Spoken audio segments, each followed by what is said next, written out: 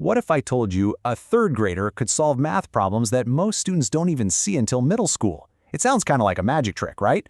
Well, today we're going to pull back the curtain and see exactly how it's done. Okay, so take a look at this. It's just a page from a regular math notebook, and at first glance it looks pretty normal. You see problems about ratios, standard middle school stuff. But here's the kicker. The student who wrote this, they're only 8 years old. They're in the third grade. So that's the big question we're unpacking today. How on earth is this possible? Is this student some kind of genius? Is there a special trick? Or is it a completely different way of thinking about learning itself? Well, the answer starts with a really simple but powerful shift in thinking. It's all about moving away from that rigid, age-based system and focusing on what a student is actually capable of, right here, right now. You can see the difference pretty clearly here. On the left, you've got the traditional path. It's like a conveyor belt where everyone is expected to learn the same thing at the same age.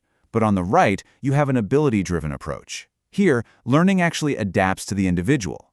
Progress isn't about how long you've been in a grade. It's about truly mastering a concept before you move on. And this approach actually has a name, the paced enrichment strategy. The two most important ingredients are right there in the title. First, it's tailored to a student's ability.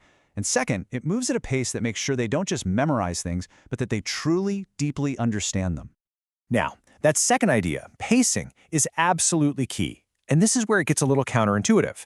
Because to ultimately go faster and tackle these really advanced topics, the secret is to actually slow way down. This quote from the source material really gets to the heart of it. The whole goal is not to rush or force a child. Everything happens at the child's pace.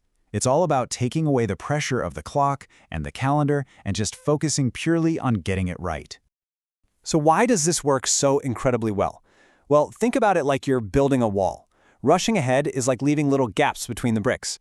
It might look okay from a distance, but it's fundamentally weak. By slowing down, you make sure every single brick is perfectly placed. You're building a solid foundation for everything you're going to build on top of it later. But, pacing is only half the story.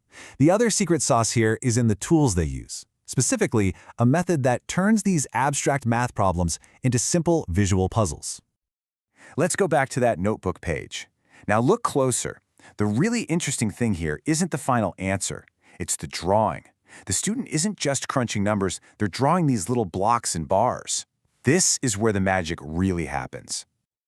This technique is called bar modeling. It's basically a visual way to map out mathematical relationships.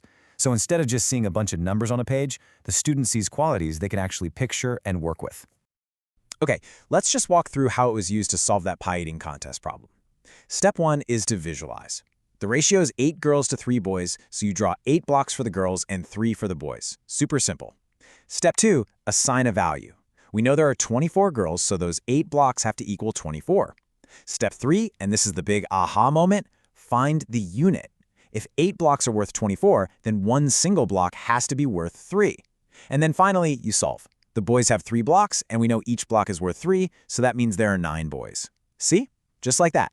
A middle school problem turns into simple, visual arithmetic. So we have learning based on ability, we have this deliberate pacing, and we have these powerful visual tools. But what's it all for? What's the end game here? The real strategic goal isn't just about learning advanced stuff for bragging rights. It's about building an incredibly strong, robust academic foundation.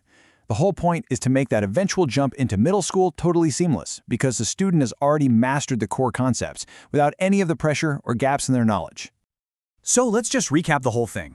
This amazing strategy really rests on 4 main pillars. 1. Focus on ability, not age. 2.